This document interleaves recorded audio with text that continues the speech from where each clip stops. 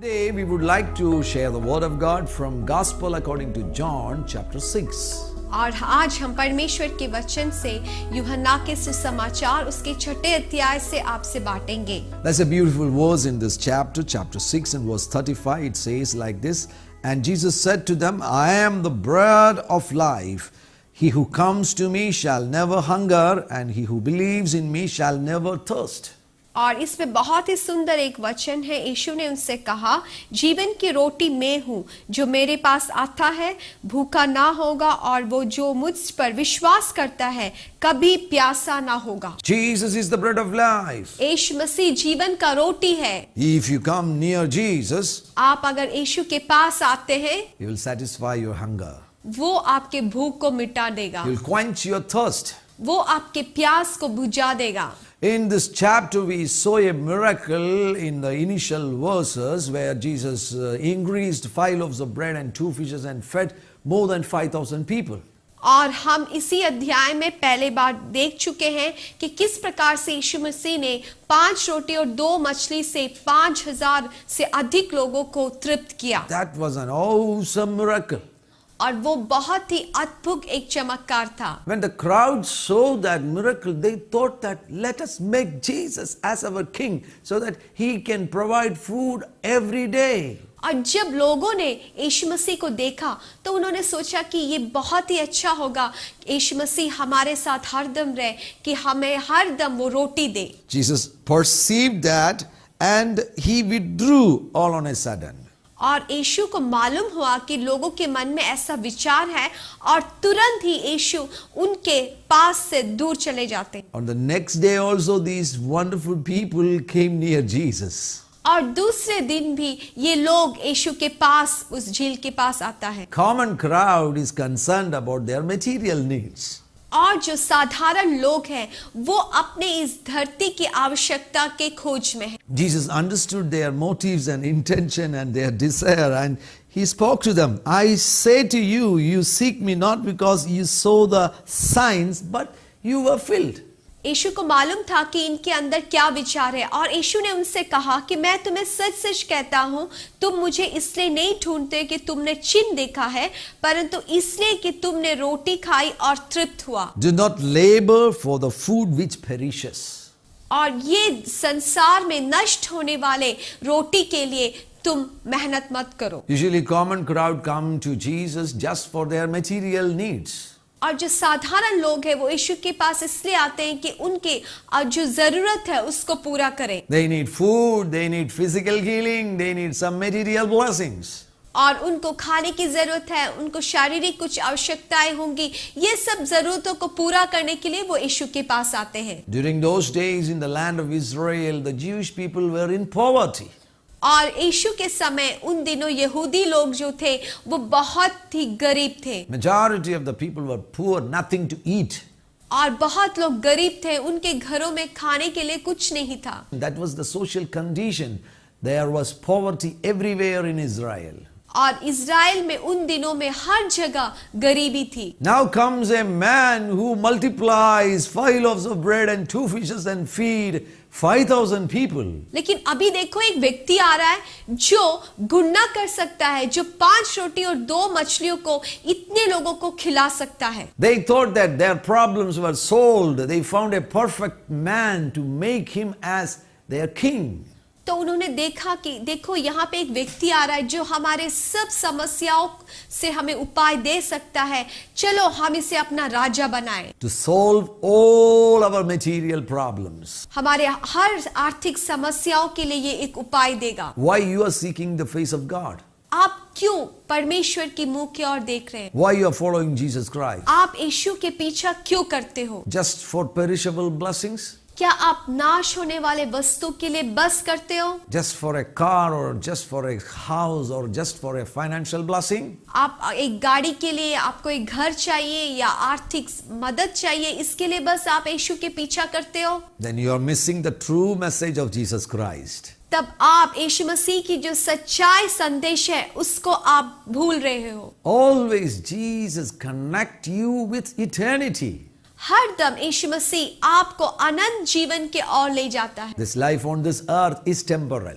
ये जो धरती में जो हमारा जो जीवन है ये कुछ दिनों के लिए बस है। Everything we see around us is perishable things. और हमारे जो आस पड़ोस में जो कुछ है वो सब नाश होने वाला है। Even this earth is kept for fire. और ये धरती स्वयं आग के लिए रखा हुआ है। So we live in a temporal world. हम जो है नाश होने वाले एक पृथ्वी पर खड़े हैं। We live for a temporary period. हम बहुत ही थोड़े दिनों के लिए यहाँ पे जीते हैं। Even our life on this earth is for a temporary period. हमारे इस धरती में जो जीवन है वो भी बस थोड़े दिन के लिए है। Death is a reality. जो मृत्यु है वो एक सच्चाई है। But remember, there is a life after this death. लेकिन याद रखें इस मृत्यु के बाद भी हमें एक अनंत जीवन है। Even if you are the strongest man, one day you will die. Maybe at the age of 90 or maybe at the age of 100. हो सकता है आप बहुत ही बलवंत एक व्यक्ति है, लेकिन आप अपने 90 साल या 100 साल में आप इस दुनिया से चले जाओगे। And what about your life after this life? तो आपका इस जीवन के बाद में जो जीवन है उसके बारे में क्या होगा? Heaven is a reality, hell is a reality. जो स्वर्ग है वो एक सच्चाई है और जो नरक है वो भी एक सच्चाई है। If you are not walking with Jesus Christ, then you are going to face hell in your life after this life. अगर आप यीशु के पीछा नहीं करते तो अपने मृत्यु के बाद आपको नरक का सामना करना If पड़ेगा। you're walking with Jesus Christ, He is the eternal life and you can be with Jesus forever in heaven. और अगर आप यीशु के साथ चलते हैं वो ही अनंत जीवन है और वो अनंत जीवन आप प्राप्त कर सकते हैं। If that is your ultimate desire, वही आपकी जो मकसद हो, then you will start seeking for spiritual food. तब आप आत्मिक भोजन की खोज करोगे। You will know, you will understand that Jesus Christ is the bread who came from heaven. तब आपको ये बात के समझ में आएगा कि यीशु मसीह स्वयं स्वर्ग से उतरा हुआ रोटी है And He is the bread of life. और वही जीवन का रोटी है। It is interesting, in the Bible we see God speaking about bread of life, God speaking about water of life. और ये बहुत ही अच्छी बात है, हम बाइबल में देख सकते हैं, बाइबल में लिखा है जीवन का रोटी, जीवन का जल। This life which we see in the Word of God is not temporary human life, it is eternal life. हम जो वचन में ये जीवन देखते हैं वो थोड़े क्षण के लिए वाला जीवन नहीं, लेकिन अनंतता का जीवन है। So bread of life means that bread which gives you eternal life. तो जीवन का रोटी, इसका अर्थ है वो रोटी जो आपको अनंत जीवन देगा। Water of life means which gives you eternal life. और जीवन का जल, उसका अर्थ है जो आपको अनंत जीवन देगा। Jesus Christ is the bread of life. यीशु मसीह जीवन का रोटी है। As this crowd was asking many questions to Jesus, जैसे कि ये भीड़ यीशु से बहुत प्रश्न करते हैं, they asked Jesus, perform a miracle before our eyes. तो ये लोगों ने यीशु से पूछा कि हमारे सामने और तुम बड़े चिन्ह को करो। They want to see and believe. वो देखना चाहते हैं फिर विश्वास करना चाहते हैं। Already they saw a big miracle. इसके पहले उन्होंने एक बहुत बड़ा चमत्कार को देख लिया Now है। again they want to see another miracle so that they can believe in Christ Jesus. अभी वो फिर से ऐसे चमत्कार को देखना चाहते हैं ताकि वो देखे फिर विश्वास करें। That's why they asked Jesus, our fathers were fed by Moses and Moses provided manna for our fathers in wilderness. इसलिए लोग यीशु से कहते हैं कि हमारे जो पिता मूसा है उन्होंने जंगल में हमारे पूर्वजों को मन्ना दिया। Jesus explained, manna was not given by Moses. My Father in heaven gave manna to your forefathers. और यीशु मसीह ने वो भीड़ से कहा कि जो मन्ना है वो मूसा ने नहीं बल्कि मेरे पिता स्वर्ग से तुम्हें दिया है। Manna is the word of God. ये जो मन्ना है वो परमेश्वर का वचन है। Manna is the food of angels. और जो मन्ना है वो स्वर्गदूतों का भोजन है। If manna is the word of God, as we know, the word of God is Jesus Christ. अगर मन्ना परमेश्वर का वचन है तो जैसे कि हम जानते हैं कि परमेश्वर का वचन यीशु मसीह है। Those forefathers in wilderness, they were eating manna during those 40 years. और जो पूर्वज लोग जो 40 साल उस जंगल में थे, उन लोग ये मन्ना या यीशु मसीह को खुद वो खा रहे थे। Now these crowd who are near Jesus, they are asking Jesus, provide us something like manna. तो ये भीड़ जो यीशु के पास आता है, वो यीशु से कहता है कि हमें कुछ दे जो मन्ना के जैसे हो, So that we can solve our material problems. ताकि हमारे जो आर्थिक समस्याएं हैं उनका कुछ छुटकारा हो। They need some instant solutions for their poverty.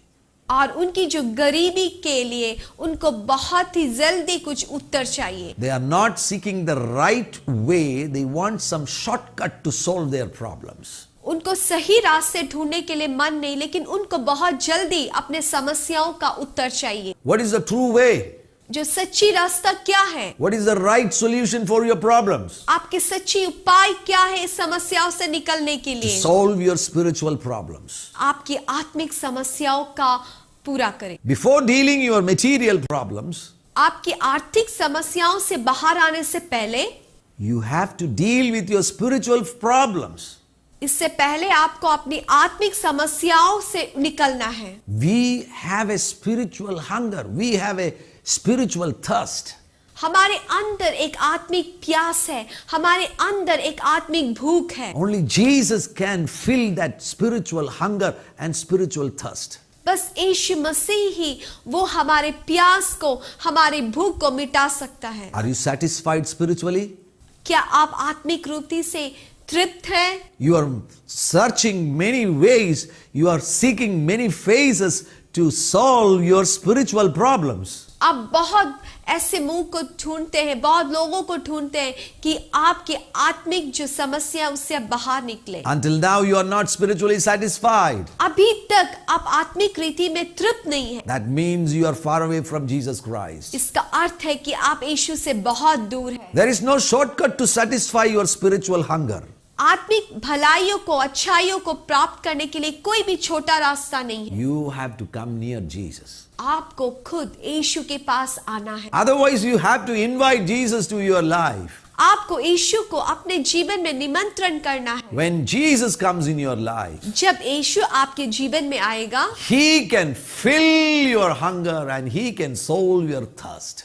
तब वो आकर आपकी जो भूख है उसको मिटा सकता है, आपकी प्यास को मिटा सकता है। Only Jesus can make you spiritually satisfied. बस यीशु मसीह ही आपको आत्मिक रीति में वो तृप्त का दे सकती है। That's why Jesus spoke to them that the bread of life, I am the bread of life. इसलिए यीशु मसीह से कहता है कि मैं ही जीवन का रोटी हूँ। And this verse, chapter 6 and verse 35, is called as the heart of the gospel. और ये जो वचन है, इसको सुसमाचार का हृदय कह सकते हैं। God is speaking to us. परमेश्वर हमसे बात करता है, And this is the heart of His gospel. और यही उसका सुसमाचार का हृदय है। Receive Jesus in your life. यीशु मसीह को आप अपने जीवन में ग्रहण कीजिए। Don't run behind perishable things. आप इस संसार में नष्ट होने वाले वस्तु के पीछे मत जाओ। Don't fall into the pleasure of sin and this world. और ये पाप में और ये संसार की जो खूबियां हैं, इसमें आप मत गिरिए। Sin is increasing in our world. हमारे ये संसार में पाप जो है दिन बर दिन बढ़ रहा है। And people, they are enjoying temporary sinful pleasures, and ultimately this is going to destroy their life. और लोग जो है ये पाप का आनंद उठाते हैं, लेकिन अंत में ये पाप उनको खत्म कर देगा। If you are a man or a woman who is enjoying those sinful things, this is a message from God to you. आप अगर ऐसे एक पुरुष है, आप ऐसे एक स्त्री है जो पाप में आनंदित है, तो ये संदेश आपके लिए है। Say goodbye to those sins and come near Jesus Christ. और वो सब पापों को छोड़ दीजिए और यीशु के पास आइए। He will give you the bread of life यीशु मसीह जीवन का रोटी वो आपको देगा and you will be satisfied. और वो आपको तृप्त करेगा। When this conversation was taking place between these people and Jesus Christ, और जब ये भीड़ और यीशु के बीच में ये बातचीत चल रहा था, they were dissatisfied. जब ये बातें यीशु मसीह और ये भीड़ के बीच में चल रहा था, वो संतुष्ट नहीं थे। They started complaining. वो यीशु से कुड़कुड़ाने लगे। They said that we want to see some instant solution to our problems and you are speaking about eternal things. हम तो अभी हमें कुछ उपाय की जरूरत है और तुम क्या अनंत जीवन के बारे में बात करते हो। Actually speaking, only the eternal things can solve our natural problems. सच्चाई में हमारी जो अनंत जीवन है वही हमारे जीवन में अभी का जो समस्या है उससे हमें बाहर निकाल सकता है। They started rejecting Jesus Christ. वो यीशु का तिरस्करण करने They लगे। started complaining to Jesus. वो यीशु से कुड़कुड़ाने लगे They started talking one another and they seems to be confused. और वो एक दूसरे से बात करने लगे और वो एक दूसरे से कुछ नतीजा में नहीं पहुंच पाए। The truth is that there is no confusion in the word of God. सच्चाई में परमेश्वर के वचन में कोई भी उलझाव नहीं है। Jesus spoke to them plainly. यीशु मसीह बहुत साफ रीति से उनसे बात करता है Very simple message to those simple crowd. और बहुत ही साधारण रूप से यीशु मसीह उनसे बात करता है। But their priorities are not right. That is their problem. लेकिन वो अपने जीवन में किस बात को महत्व देते हैं वो गलत बातों के लिए देते हैं। They give only secondary priority to spiritual needs. वो आत्मिक बातों को ज्यादा ध्यान नहीं देते। They are focusing, their first priority is their material needs. उनके जीवन में सबसे प्रमुख उन लोग महत्व देते हैं अपनी आर्थिक या अपने जो इस धरती के जीवन के लिए। Wrong priorities was their deepest problem. उनकी जो गलत इच्छाएं थी वही उनका सबसे बड़ा समस्या था। That means their spiritual eyes were blind. इसका अर्थ है कि उनकी जो आत्मिक आंखें थी वो अंधा था। They can only see food, they can only see their material needs. वो बस खाने के विषय में उनको जो रोजमर्रा की जो जरूरत है ये सभी वो देख सकते थे। By giving explanation, Jesus tried to open their spiritual eyes. और यीशु मसीह उनको ये सब सिखाते हैं कि ताकि उनके आत्मिक जो आंख है वो खुल जाए। But they said, no, this is not for us. तो उन्होंने कहा कि ये हमारे लिए नहीं है They started leaving Jesus Christ. और वो यीशु को छोड़कर वापस चले जाना शुरू हुआ। Even we see some of his disciples started turning away from Jesus. और हम यहाँ पे देख सकते हैं कि उनके कुछ चेले भी उनको छोड़कर चले जाने के लिए तैयार होते। Multitude was following Jesus Christ. एक बड़ा भीड़ यीशु का पीछा कर रहा था Hundreds of them were following Jesus Christ. और सौ लोग यीशु का पीछा कर रहा था। More than 12 disciples, there were many other disciples following Jesus Christ. ये 12 चेलों के बजाय दूसरे और चेले यीशु के पीछे थे। And when they heard that they have to eat the bread of life who came from heaven, they said, this is a hard saying. It is not for us. They started turning away from Jesus. और जब उन्होंने सुना कि हमें उस जीवन की रोटी को खाना है तो उसने कहा कि ये तो हमारे लिए बहुत कठिन एक शिक्षा है। And Jesus turned to his disciples. तो यीशु मसीह अपने चेलों की ओर देखता है And he asked them, do you also want to go away? तो यीशु ने उनसे कहता है कि क्या तुम भी चाहते हो मुझसे वापस जाना। There's a sad verse in chapter 6 and verse 66. और ये बहुत ही एक दुख भरी एक वचन है इस अध्याय में। That can be called as 666. तो उसको हम 666 कर बोल सकते हैं। Verse 666. और जो वर्स है 666। It says that from that time many of his disciples went back and walked with him no more. और इसमें लिखे हैं कि इसके परिणाम रूप उसके शिष्यों में से बहुत से वापस चले गए और वो उसके साथ नहीं चला। Many turned away from Jesus Christ. बहुत लोगों ने उसको छोड़कर वापस चले गए। What about you? आपके विषय में क्या है? If your expectation is not fulfilled, are you planning to turn away from Jesus Christ? अगर आपकी इच्छाएं पूरी नहीं होती, क्या आप यीशु को छोड़कर जाने वाले हैं? If some of your material needs are not provided by Him, are you planning to turn away from Him?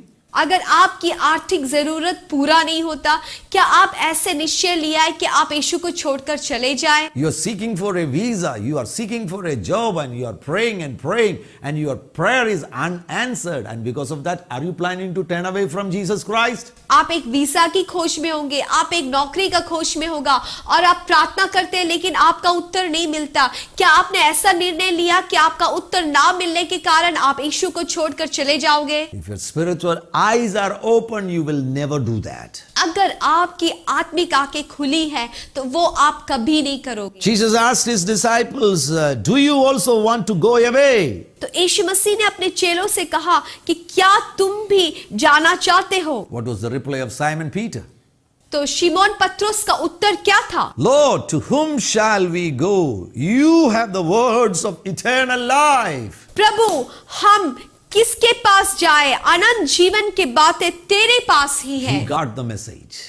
उसको जो संदेश था वो मिल गया। He understood who Jesus Christ is. उसे मालूम हुआ कि यीशु मसीह कौन है। His spiritual eyes were open. उसकी जो आत्मिक आंखें थी वो खुल गई थी। The eternal truths were revealed to him. उसको जो अनंत जो सच्चाई है उसको वो समझ में आ गया। That's why he declared and he said to Jesus, no, we are not going to go away from your presence. नहीं, हम कभी भी तुम्हें छोड़कर नहीं जाएंगे। In any situation we are going to follow you, Jesus. किसी भी परिस्थिति में हम तुम्हारा पीछा करेंगे।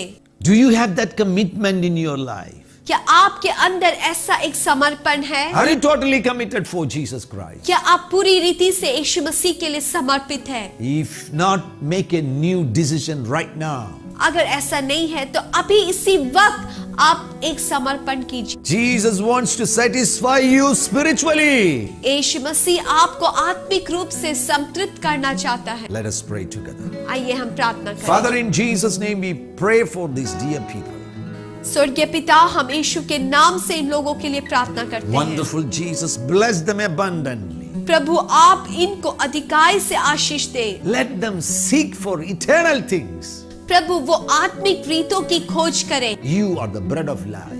प्रभु, आप जीवन की रोटी है। Let them eat the word of God प्रभु, वो परमेश्वर के वचन को खाने पाए and be satisfied spiritually. और आत्मिक रीति से वो तृप्त हो जाए। Right now, give them a revelation of eternity. प्रभु, अभी उनके अंदर वो अनंत जीवन का प्रकाशन दीजिए। If someone is physically sick, Lord Jesus, please heal them. अगर कोई अभी शरीर में बीमार है, आप उनको चंगा कीजिए। In the name of Jesus Christ of Nazareth, we command every sicknesses to come out. यीशु मसीह के नाम से हम आज्ञा देते हैं, हर एक बीमारी आत्मा को इस शरीर से बाहर निकलो। Blind eyes be open. अंधे जो आंखें वो खुल जाए। In the name of Jesus. यीशु के नाम से Every bones be healed. हर एक हड्डियां यीशु के नाम से चंगा हो जाए। Yes, my dear brother, yes, my dear sister, Jesus Christ is healing you. हाँ मेरे भाई, मेरे बहन, यीशु तुम्हें छू रहा है और चंगाई दे रहा है। Receive your healing. आप अपनी चंगाई को प्राप्त कीजिए।